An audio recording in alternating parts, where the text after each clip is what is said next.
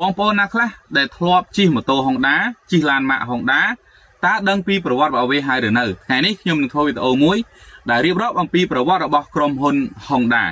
លោក Shuichiro Honda កើតនៅថ្ងៃទី17ខែវិច្ឆិកាឆ្នាំ1906ក្នុងតំបន់ Iwatagan ប្រទេសជប៉ុនលោកជាកូនច្បងក្នុងគ្រួសារ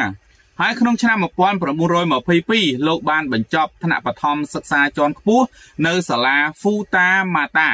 Honda មានលទ្ធភាពបន្តិចបន្តួចសម្រាប់ការសិក្សារៀនសូត្រតែប៉ុណ្ណោះតែគេបានព្យាយាមចាប់យកឱកាសទាំងអស់ដែលគេមានដើម្បីធ្វើការជាមួយអ្នកជំនាញដែលគេស្រឡាញ់គឺជំនាញដែលតាក់ទងជាមួយនឹងគ្រឿងម៉ាស៊ីនអញ្ចឹងគឺ Honda តាំងពីក្មេងគាត់មាន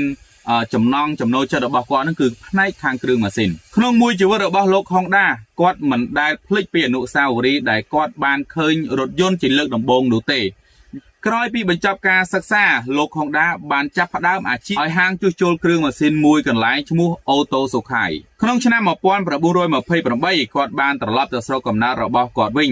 ហើយបានចាប់ផ្ដើមជាមួយនឹងអាជីពថ្មីមួយដែលមានឋានៈជាមេជាងអញ្ចឹងគាត់ចាប់ផ្ដើមឡើងជាមេជាងហើយបន្ទាប់ពីនោះមួយរយៈគាត់ក៏បានបើកសាខាហាងរបស់សហគ្រាសមួយដែលមានមូលដ្ឋាននៅ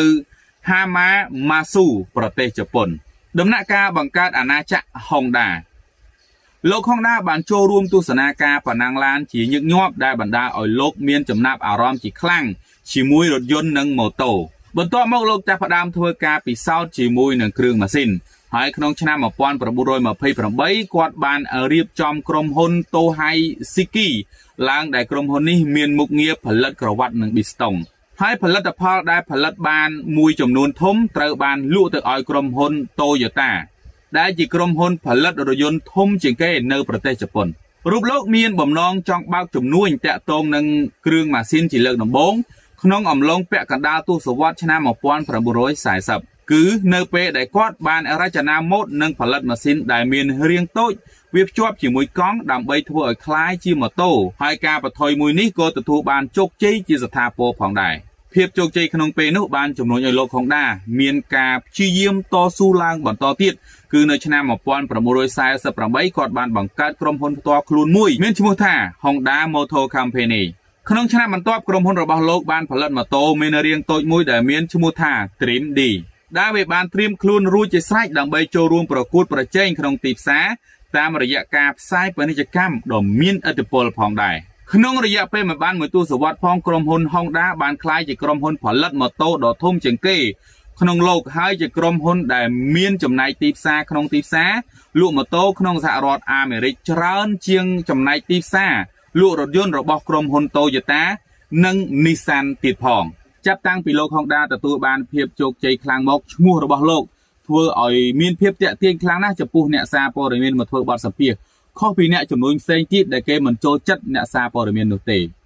ជំហានចូលប្រឡូកក្នុងវិស័យផលិតរថយន្តនេះគឺជាពេលវេលាមួយដែលក្រសួងពាណិជ្ជកម្មនិងក្រសួងឧស្សាហកម្មបានព្យាយាមរួបរวมក្រុមហ៊ុនតូចៗមួយចំនួនឲ្យក្លាយជាក្រុមហ៊ុនធំលំដាប់ទី3ក្នុងប្រទេសដើម្បីប្រកួតប្រជែងជាមួយនឹងក្រុមហ៊ុន Toyota និង Nissan ដែលមន្ទីរដឹកជញ្ជូននិងក្រសួងមួយនេះបានព្យាយាមបំបាក់ទឹកចិត្តលោក Honda ពីការបញ្ចូលក្រុមហ៊ុនលោកទៅក្រុមហ៊ុនទាំងនោះទោះបីជាយ៉ាងនេះក្តីពេលលោកព្យាយាមរហូតបានឈ្នះចិត្តក្រសួងនេះដោយការបញ្ចេញរថយន្តប្រភេទ Sport Model S500 ដែលមានតម្លៃទាបនិងមានលក្ខណៈខុសពីរថយន្ត Sport ដែលផលិតដោយក្រុមហ៊ុនផ្សេងទៀតក្នុងឆ្នាំ1980ក្រុមហ៊ុននេះលក់រថយន្តបានចំនួន 850,000 គ្រឿងក្នុងទីផ្សារអាមេរិកគឺមានចំនួនច្រើនជាង3ដងបើធៀបជាមួយនឹងក្រុមហ៊ុន Subaru និងច្រើនជាង2ដងបើធៀបជាមួយនឹងក្រុមហ៊ុន Mazda ដែលក្រុមហ៊ុននៅតែស្ថិតនៅក្រោមក្រុមហ៊ុន Toyota និង Nissan ដដែលដំណាក់កាលនៃការផ្លាស់ប្ដូរមុខមាត់ក្រុមហ៊ុន Honda នៅក្នុងទសវត្សរ៍ឆ្នាំ1970និងដើមទសវត្សរ៍ឆ្នាំ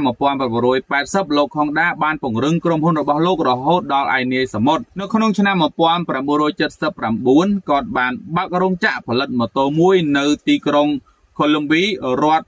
Ohio បន្ទាប់មកលោកក៏បានបើករោងចក្រផលិតរថយន្តមួយនៅទីនោះទៀត ហើយគាត់បានជំរុញឲ្យក្រុមហ៊ុនជប៉ុនមួយចំនួនទៀតធ្វើតាមគាត់ហើយលោក Honda ក៏បានចូលនិវត្តន៍នៅក្នុងឆ្នាំ1973ប៉ុន្តែគាត់បានបន្តធ្វើជាទីប្រឹក្សាជាន់ខ្ពស់បំផុតរបស់ក្រុមហ៊ុនហើយក្នុងឆ្នាំ1988គាត់បានក្លាយជាអ្នកបង្កើតរថយន្តដំបូងគេបង្អស់ក្នុងប្រទេសជប៉ុនដែលមានការបញ្ចូលឈ្មោះទៅក្នុងសាលកិត្តិនាមលោក Honda បានស្លាប់នៅថ្ងៃទី5ខែសីហាឆ្នាំ1991នៅមន្ទីរពេទ្យមួយនៅទីក្រុងតូក្យូតែទោះបីជាគាត់ស្លាប់ទៅហើយក្តីក៏គាត់នៅតែជាអ្នកជំនួយដ៏មានឥទ្ធិពលមួយរូបនៅក្នុងសតវត្សទី20ផងដែរអរគុណសម្រាប់ការតាមដានទស្សនាវីដេអូនេះជម្រាបលាជួបគ្នាវីដេអូក្រោយ